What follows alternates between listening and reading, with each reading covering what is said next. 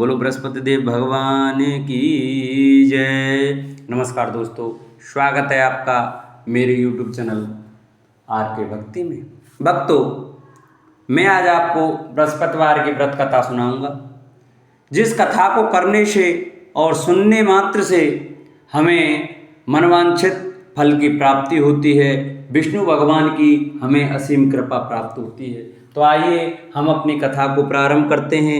जो भक्त हमारे चैनल पर नए आए हैं, वो हमारी वीडियो नए देख रहे हैं, वो हमारे चैनल को सब्सक्राइब कर लें, वीडियो को लाइक करें और कमेंट में ओम नमो भगवते वासुदेवाय अवश्य लिखें। तो आइए हम अपनी कथा को प्रारंभ करते हैं।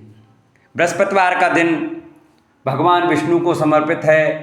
इस दिन विष्णु जी की पूजा करने से हमारी सभी मनोकामनाएं पूरी होती हैं।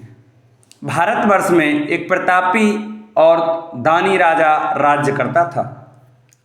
वह नित्य गरीबों और ब्राह्मणों की सहायता करता था। यह बात उसकी रानी को अच्छी नहीं लगती। वह ना ही गरीबों को दान देती, ना ही भगवान की पूजा करती, और राजा को भी दान देने से मना किया करती। एक दिन राजा शिकार खेलने वन को गए हुए थे, तो रानी महल में अकेली थी। उसी समय बृहस्पति देव साधु वेश में राजा के महल में भिक्षा के लिए गए और भिक्षा मांगी। रानी ने भिक्षा देने से इनकार किया और कहा, हे साधु महाराज, मैं तो दान पुण्य से तंग आ गई हूँ। मेरा पति सारा धन लुटाते रहते हैं। मेरी इच्छा है कि हमारा धन नष्ट हो जाए, फिर न रहेगा बांस, न बजेगी बांसुरी। साधु ने कहा, देवी तुम तो बड़ी विचित्र हो। धन संतान तो सभी चाहते हैं, पुत्र और लक्ष्मी तो पापी के घर भी होने चाहिए। यदि तुम्हारे पास अधिक धन है तो भूखों को भोजन दो, प्यासों के लिए प्याऊल बनवाओ, मुसाफिरों के लिए धर्मशाला खुलवाओ। जो निर्धन अपनी कुंवारी कन्याओं का विवाह नहीं कर सकते, उनका विवाह करा दो। ऐसे और कई काम हैं जिनके करने से तुम्हारा यश लोक परलोक में फैलेगा। परंतु रानी पर उपदेश का कोई प्रभाव न पड़ा। वह बोली, महाराज आप मुझे कुछ ना समझाएं। मैं ऐसा धन नहीं चाहती जो हर जगह बांटती फिरूं। साधु ने उत्तर दिया, यदि तुम्हारी ऐसी इच्छा है तो तथास्तु। तुम ऐसा करना कि बृहस्पतिवार को घर लीपकर पीली मिट्टी से अपना सिर धोकर स्नान करना, भट्टी चढ़ाकर कपड़े धोना। ऐसा करने से आपका सारा धन नष्ट हो जाएगा। इतना कहकर वह साधु महाराज वहां से अलोप हो गए। साधु के अनुसार कई बातों को पूरा करते हुए रानी को केवल 3 बृहस्पतिवार ही बीते थे कि उसकी समस्त धन संपत्ति नष्ट हो गई। भोजन के लिए राजा का परिवार तरसने लगा। तब एक दिन राजा ने रानी से बोला कि रानी तुम यहीं रहो, मैं दूसरे देश को जाता हूँ, क्योंकि यहाँ पर सभी लोग मुझे जानते हैं, इसलिए मैं कोई छोटा कार्य नहीं कर सकता। ऐसा कहकर राजा प्रदेश चला गया। वहाँ वह जंगल से लकड़ी काट कर लाता और शहर में बेचता। इस तरह वह अपना जीवन व्यतीत करने लगा। इधर राजा के प्रदेश जाते ही रानी और दासी दुखी रहने लगी। एक बार जब रानी और दासी को 7 दिन तक बिना भोजन के रहना पड़ा, तो रानी ने अपनी दासी से कहा, हे दासी, पास ही के नगर में मेरी बहन रहती है, वह बड़ी धनवान है, तू उसके पास जा और कुछ ले आ, ताकि थोड़ी बहुत गुजर बसर हो जाए। दासी रानी की बहन के पास गई। उस दिन गुरुवार था और रानी की बहन उस समय बृहस्पतिवार की व्रत कथा सुन रही थी। दासी ने रानी की बहन को अपनी रानी का संदेश दिया, लेकिन रानी की बड़ी बहन ने कोई उत्तर नहीं दिया। जब दासी को रानी की बहन से कोई उत्तर नहीं मिला तो वह बहुत दुखी हुई और उसे क्रोध भी आया। दासी ने वापस आकर रानी को सारी बात बता दी। सुनकर रानी ने अपने भाग्य को कोसा।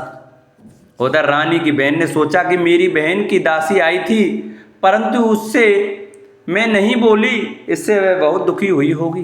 कथा सुनकर और पूजन समाप्त करके वह अपनी बहन के घर आई और कहने लगी, हे बहन, मैं बृहस्पतिवार का व्रत कर रही थी, तुम्हारी दासी मेरे घर आई थी, परंतु जब तक कथा होती है तब तक ना तो उठते हैं और ना ही बोलते हैं, इसलिए मैं नहीं बोली। कहो दासी क्यों गई थी? रानी बोली, बहन तुमसे क्या छिपाऊं, हमारे घर में खाने तक को अनाज नहीं था। ऐसा कहते कहते रानी की आंखें भर आईं। उसने दासी समेत पिछले 7 दिनों से भूखे रहने तक की बात अपनी बहन को विस्तार पूर्वक सुना दी। रानी की बहन बोली, देखो बहन, भगवान बृहस्पति देव सबकी मनोकामना को पूर्ण करते हैं। देखो शायद तुम्हारे घर में अनाज रखा हो। पहले तो रानी को विश्वास नहीं हुआ। वह बहन के आग्रह पर उसने अपनी दासी को अंदर भेजा तो उसे सचमुच अनाज से भरा एक घड़ा मिला। यह देखकर दासी की हैरानी हुई। दासी रानी से कहने लगी, हे रानी, जब हमको भोजन नहीं मिलता तो हम व्रत ही तो करते हैं, इसलिए क्यों ना इनसे व्रत और कथा की विधि पूछ ली जाए ताकि हम भी व्रत कर सकें। तब रानी ने अपनी बहन से बृहस्पतिवार व्रत के बारे में पूछा। उसकी बहन ने बताया, बृहस्पतिवार के व्रत में चने की दाल और मुनक्का से विष्णु भगवान का केले की जड़ में पूजन करें तथा दीपक जलाएं, व्रत कथा सुने और पीला भोजन ही करें। इससे बृहस्पति देव प्रसन्न होते हैं। व्रत और पूजन विधि बताकर रानी की बहन अपने घर को लौट गई। 7 दिन के बाद जब गुरुवार आया तो रानी और दासी ने व्रत रखा। गुड़साल में जाकर चना और गुड़ ले आई, फिर उससे केले की जड़ तथा विष्णु भगवान का पूजन किया। अब पीला भोजन कहाँ से आए, इस बात को लेकर दोनों बहुत दुखी थी। चूंकि उन्होंने व्रत रखा था इसलिए बृहस्पति देव उनसे प्रसन्न थे। इसलिए वे एक साधारण व्यक्ति का रूप धारण कर 2 थालों में सुंदर पीला भोजन दासी को दे गए। भोजन पाकर दासी बहुत प्रसन्न हुई। फिर रानी के साथ मिलकर भोजन ग्रहण किया। उसके बाद वे सभी गुरुवार को व्रत और पूजन करने लगी। बृहस्पति भगवान की कृपा से उनके पास फिर से धन संपत्ति आ गई, परंतु रानी फिर से पहले की तरह आलस्य करने लगी। तब दासी बोली, देखो रानी, तुम पहले इस प्रकार आलस्य करती थी, तुम्हें धन रखने में कष्ट होता था, इस प्रकार सभी धन नष्ट हो गया और जब भगवान बृहस्पति की कृपा से धन मिला है तो तुम्हें फिर से आलस्य होता है। रानी को समझाते हुए दासी कहती है कि बड़ी मुसीबतों के बाद हमने यह धन पाया है, इसलिए हमें दान पुण्य करना चाहिए, भूखे मनुष्यों को भोजन कराना चाहिए और धन को शुभ कार्यों में खर्च करना चाहिए, जिससे तुम्हारे कुल का यश बढ़ेगा, स्वर्ग की प्राप्ति होगी और पितृ प्रसन्न होंगे। दासी की बात मानकर रानी अपना धन शुभ कार्यों में खर्च करने लगी, जिससे पूरे नगर में उसका यश फैलने लगा। बृहस्पतिवार व्रत कथा के बाद श्रद्धा के साथ आरती की जानी चाहिए। इसके बाद प्रसाद बांटकर उसे ग्रहण करना चाहिए। एक दिन राजा दुखी होकर जंगल में एक पेड़ के नीचे आसन जमा कर बैठ गया। वह अपनी दशा को याद करके व्याकुल होने लगा। बृहस्पतिवार का दिन था। एकाएक उसने देखा कि निर्जन वन में एक साधु प्रकट हुए। वह साधु वेश में स्वयं बृहस्पति देवता थे। लकड़हारे के सामने आकर बोले, हे लकड़हारे, इस सुनसान जंगल में तू चिंता मग्न क्यों बैठा है? लकड़हारे ने दोनों हाथ जोड़कर प्रणाम किया और उत्तर दिया, महात्मा जी, आप सब कुछ जानते हैं, मैं क्या कहूँ? यह कहकर रोने लगा और साधु को अपनी आत्मकथा सुनाई। महात्मा जी ने कहा, तुम्हारी स्त्री ने बृहस्पति के दिन बृहस्पति भगवान का निरादर किया है, जिसके कारण रुष्ट होकर उन्होंने तुम्हारी यह दशा कर दी। अब तुम चिंता को दूर करके मेरे कहने पर चलो तो तुम्हारे सब कष्ट दूर हो जाएंगे और भगवान पहले से भी अधिक संपत्ति देंगे। तुम बृहस्पति के दिन कथा किया करो। 2 पैसे के चने मुनक्का लाकर उसका प्रसाद बनाओ और शुद्ध जल से लोटे में शक्कर मिलाकर अमृत तैयार करो। कथा के पश्चात अपने सारे परिवार और सुनने वाले प्रेमियों में अमृत व प्रसाद बांटकर आप भी ग्रहण करो। ऐसा करने से भगवान तुम्हारी सब मनोकामनाएं पूरी करेंगे। साधु के ऐसे वचन सुनकर लकड़हारा बोला, हे प्रभु, मुझे लकड़ी बेचकर इतना पैसा नहीं मिलता जिससे भोजन के उपरांत कुछ बचा सकूं। मैंने रात्रि में अपनी स्त्री को व्याकुल देखा है। मेरे पास कुछ भी नहीं है जिससे मैं उसकी खबर मंगा सकूं। साधु ने कहा, हे लकड़हारे, तुम किसी बात की चिंता मत करो। बृहस्पति के दिन तुम रोजाना की तरह लकड़ियां लेकर शहर को जाओ। तुम्हारा रोज से दुगना धन प्राप्त होगा, जिससे तुम भली भांति भोजन कर लोगे तथा बृहस्पति देव की पूजा का सामान भी आ जाएगा। इतना कहकर साधु अंतर्ध्यान हो गए। धीरे धीरे समय व्यतीत होने पर फिर वही बृहस्पतिवार का दिन आया। लकड़हारा जंगल से लकड़ी काटकर किसी शहर में बेचने गया। उसे उस दिन और दिन से अधिक पैसा मिला। राजा ने चना गुड़ आदि लाकर गुरुवार का व्रत किया। उस दिन से उसके सभी कलेश दूर हुए, परंतु जब दोबारा गुरुवार का दिन आया तो बृहस्पतिवार का व्रत करना भूल गया। इस कारण बृहस्पति भगवान नाराज हो गए। उस दिन उस नगर के राजा ने विशाल यज्ञ का आयोजन किया था तथा शहर में यह घोषणा करा दी कि कोई भी मनुष्य अपने घर में भोजन न बनावे, न आग जलावे, समस्त जनता मेरे यहाँ भोजन करने आवे। इस आज्ञा को जो न मानेगा उसे फांसी की सजा दी जाएगी। इसी तरह की घोषणा संपूर्ण नगर में करवा दी गई। राजा की आज्ञा अनुसार शहर के सभी लोग भोजन करने आए, लेकिन लकड़हारा कुछ देर से पहुंचा, इसलिए राजा उसको अपने साथ घर ले गए और ले जाकर भोजन करा ही रहे थे तो रानी की दृष्टि उस खूंटी पर पड़ी जिस पर उसका हार लटका हुआ था। वह वहां पर दिखाई नहीं दिया। रानी ने निश्चय किया कि मेरा हार इस मनुष्य ने चुरा लिया है। उसी समय सिपाहियों को बुलाकर उसको कारागार में डलवा दिया। जब लकड़हारा कारागार में पड़ गया और बहुत दुखी होकर विचार करने लगा कि न जाने कौन से पूर्व जन्म के कर्म से मुझे यह दुख प्राप्त हुआ है, और उसी साधु को याद करने लगा जो कि जंगल में मिला था। उसी समय तत्काल बृहस्पति देव साधु के रूप में प्रकट हुए और उसकी दशा को देखकर कहने लगे, अरे मूर्ख, तूने बृहस्पति देव की कथा नहीं सुनी करी, इस कारण तुझे दुख प्राप्त हुआ है। अब चिंता मत कर, बृहस्पतिवार के दिन कारागार के दरवाजे पर 4 पैसे पड़े मिलेंगे, उनसे तू बृहस्पति देव की पूजा करना, तेरे सभी कष्ट दूर हो जाएंगे।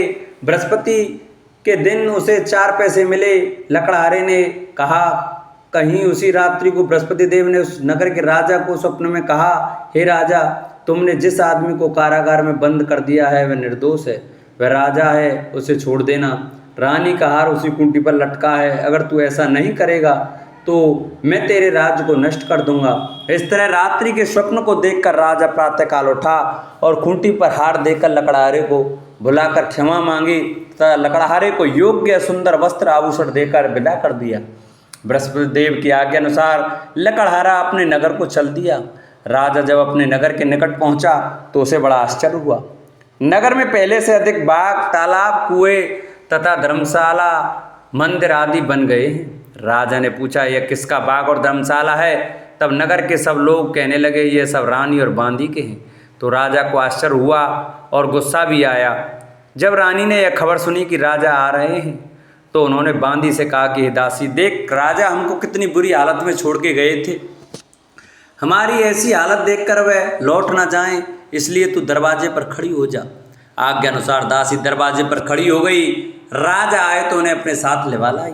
तब राजा ने क्रोध करके अपनी रानी से पूछा कि यह धन तुमने कैसे प्राप्त किया? तब उन्होंने कहा, हमें यह सब धन बृहस्पति देव के इस व्रत के प्रभाव से प्राप्त हुआ है। राजा ने निश्चय किया कि 7 रोज बाद तो सभी बृहस्पति देव का पूजन करते हैं, परंतु मैं प्रतिदिन दिन में 3 बार कहानी तथा रोज व्रत किया करूँगा। अब हर समय राजा के दुपट्टे में चने की दाल बंधी रहती तथा दिन में 3 बार कहानी कहता। एक रोज राजा ने विचार किया कि चलो अपनी बहन के यहाँ हुआ मैं। इस तरह निश्चय कर राजा घोड़े पर सवार हो अपनी बहन के यहाँ चलने लगा। मार्ग में उसने देखा कि कुछ आदमी एक मुर्दे को लिए जा रहे हैं। उन्हें रोककर राजा ने कहा, अरे भाइयों, मेरी बृहस्पति देव की कथा सुन लो। वे बोले, लो, हमारा तो आदमी मर गया है, इसको अपनी कथा की पड़ी है। परंतु कुछ आदमी बोले, अच्छा कहो, हम तुम्हारी कथा भी सुनेंगे। राजा ने दाल निकाली और जब कथा आदि हुई कि मुर्दा हिलने लग गया और जब कथा समाप्त हो गई तो राम राम कह के मनुष्य उठकर खड़ा हो गया। आगे मार्ग में उसे एक किसान खेत में हल चलाता मिला। राजा ने उसे देख और उससे बोला, अरे भैया, तुम मेरी बृहस्पतिवार की कथा सुन लो। किसान बोला, जब तक मैं तेरी कथा सुनूंगा तब तक 4 हरैया जोत लूँगा, जा अपनी कथा किसी और को सुनाना। इस तरह राजा आगे चलने लगा। राजा के हटते ही बैल पछाड़ खाकर गिर गए तथा किसान के पेट में बड़ी जोर का दर्द होने लगा। उस समय उसकी माँ रोटी लेकर आई। उसने जब यह देखा तो अपने पुत्र से सब हाल पूछा और बेटे ने सभी हाल कह दिया। तो बुढ़िया दौड़ी दौड़ी उस घुड़सवार के पास गई और उससे बोली कि मैं तेरी कथा सुनूंगी, तू अपनी कथा मेरे खेत पर चलकर ही कहना। राजा ने बुढ़िया के खेत पर जाकर कथा कही, जिसके सुनते ही वे बैल उठ खड़े हुए तथा किसान के पेट का दर्द भी बंद हो गया। राजा अपनी बहन के घर पहुंचा। बहन ने भाई की खूब मेहमानी की। दूसरे रोज प्रातःकाल राजा जागा तो वह देखने लगा कि सब लोग भोजन कर रहे हैं। राजा ने अपनी बहन से कहा, ऐसा कोई मनुष्य है जिसने भोजन नहीं किया हो? मेरी बृहस्पतिवार की कथा सुन ले। बहन बोली, हे भैया, यह देश ऐसा ही है कि पहले यहाँ लोग भोजन करते हैं, बाद में अन्य काम करते हैं। अगर कोई पड़ोस में हो तो देखाऊं। वह ऐसा कहकर देखने चली गई, परंतु उसे कोई व्यक्ति नहीं मिला जिसने भोजन ना किया हो। अतः वह एक कुम्हार के घर गई जिसका लड़का बीमार था। उसे मालूम हुआ कि उसके यहाँ 3 रोज से किसी ने भोजन नहीं किया है। रानी ने अपने भाई की कथा सुनने के लिए कुम्हार से कहा।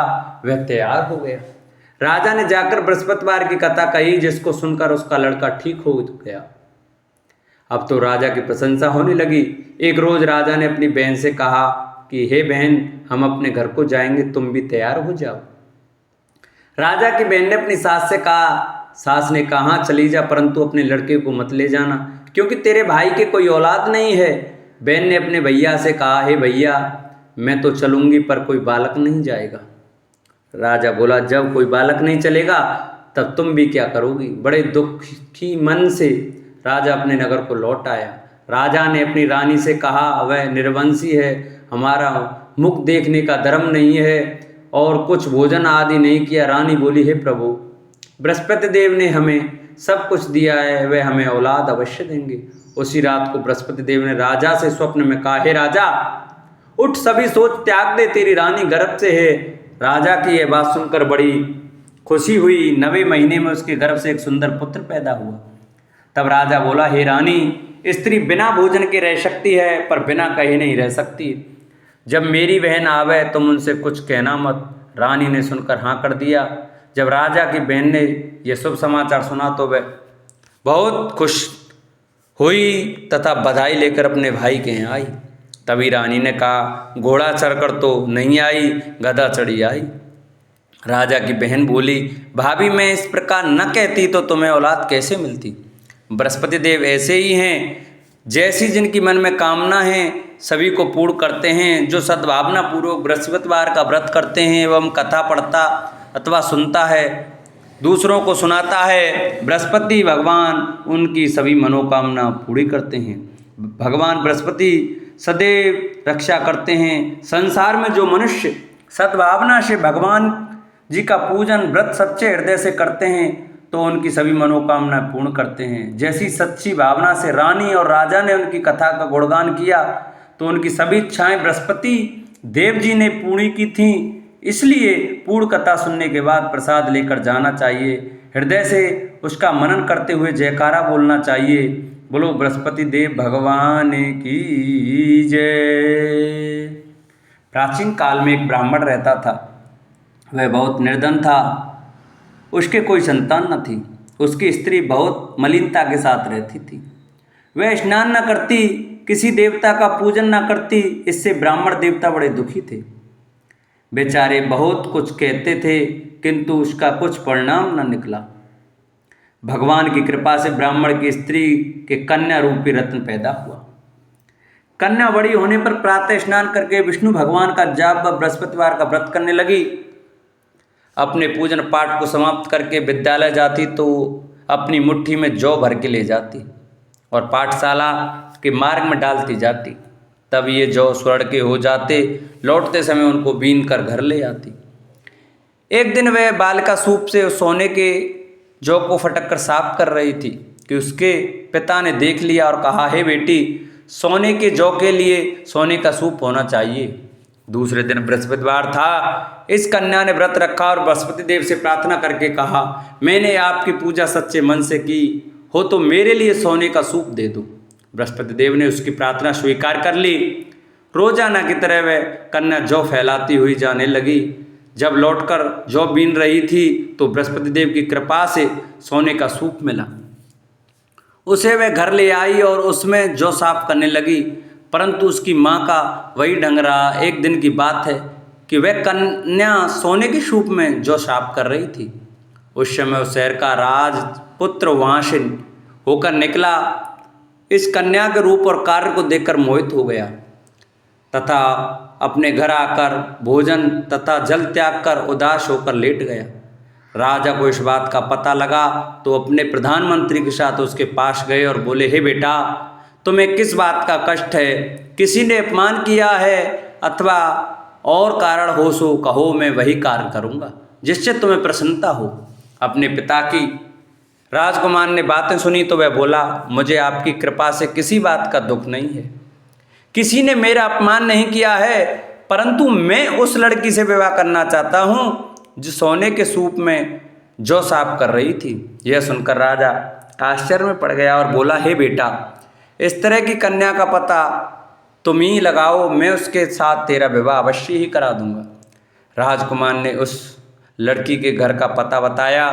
तब मंत्री उस लड़की के घर गए और ब्राह्मण देवता को सभी हाल बतलाया। ब्राह्मण देवता राजकुमार के साथ अपनी कन्या का विवाह करने के लिए तैयार हो गए तथा विधि विधान के अनुसार कन्या का विवाह राजकुमार के साथ हो गया।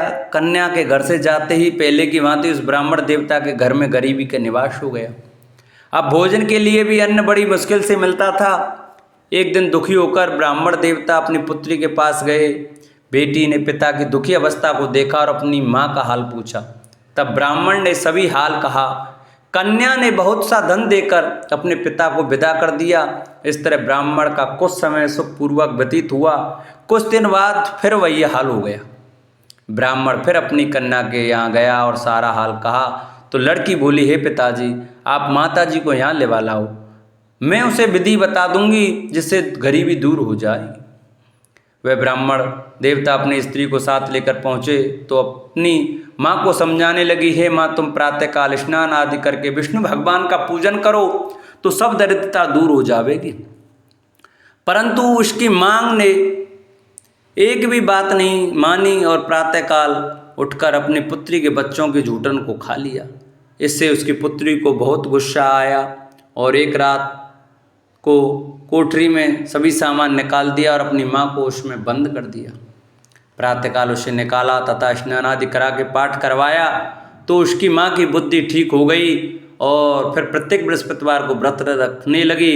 इस व्रत के प्रभाव से उसके माँ बाप बहुत ही धनवान और पुत्रवान हो गए और बृहस्पति जी के प्रभाव से इस श्लोक में सुख भोग कर स्वर्ग को प्राप्त हुए। बोलो विष्णु भगवान की जय, बोलो बृहस्पति देव की जय। ओम जय जगदीश हरे, स्वामी जय जगदीश हरे। भक्त जनों के संकट, दास जनों के अवगुण, बंसी वाला दूर करे। ओम जय जगदीश हरे। जो ध्यावे फल पावे, दुख विन से मन का, स्वामी दुख विन से मन का। सुख संपत्ति घर आवे, श्याम सुंदर घर आवे, कष्ट मिटे तन का। ओम जय जगदीश हरे। मात पिता तुम मेरे, शरण गहूँ में किसकी, स्वामी शरण गहूँ में किसकी। तुम विन और न दूजा, प्रभु विन और न दूजा, आस करूँ मैं जिसकी। ओम जय जगदीश हरे। तुम पूर्ण परमात्मा, तुम अंतर्यामी, स्वामी तुम अंतर्यामी। पार ब्रह्म परमेश्वर, जगत पिता परमेश्वर, तुम सबके स्वामी। ओम जय जगदीश हरे। तुम करुणा के सागर, तुम पालन करता, स्वामी तुम रक्षा करता। मैं मूरख खल कामी, मैं सेवक तुम स्वामी, कृपा करो भरता। ओम जय जगदीश हरे। तुम हो एक अगोचर, सबके प्राणपति, स्वामी सबके प्राणपति। किस विध मिलूं दया में, किस विध मिलूं कृपा में, तुमको मैं कुमति। ओम जय जगदीश हरे। दीन बंधु दुख हरता, ठाकुर तुम मेरे, स्वामी तुम रक्षक मेरे। अपने हाथ उठाओ, अपने शरण लगाओ, द्वार पड़ा में तेरे। ओम जय जगदीश हरे। विषय विकार मिटाओ, पाप हरो देवा, स्वामी कष्ट हरो देवा। श्रद्धा भक्ति बढ़ाओ, श्रद्धा प्रेम बढ़ाओ, संतन की सेवा। ओम जय जगदीश हरे। तन मन धन सब कुछ है तेरा, स्वामी सब कुछ है तेरा। तेरा तुझको अर्पण, तेरा तुझको अर्पण, क्या लागे मेरा। ओम जय जगदीश हरे। पार ब्रह्म जी की आरती जो कोई नर गावे, स्वामी प्रेम सहित गावे। कहत शिवानंद स्वामी, भजत हरि हर स्वामी, मनवांचित फल पावे। ओम जय जगदीश हरे। ओम जय जगदीश हरे। स्वामी जय दीनानाथ हरे। स्वामी जय भोलेनाथ हरे। स्वामी जय सीताराम हरे। स्वामी जय राधे श्याम हरे।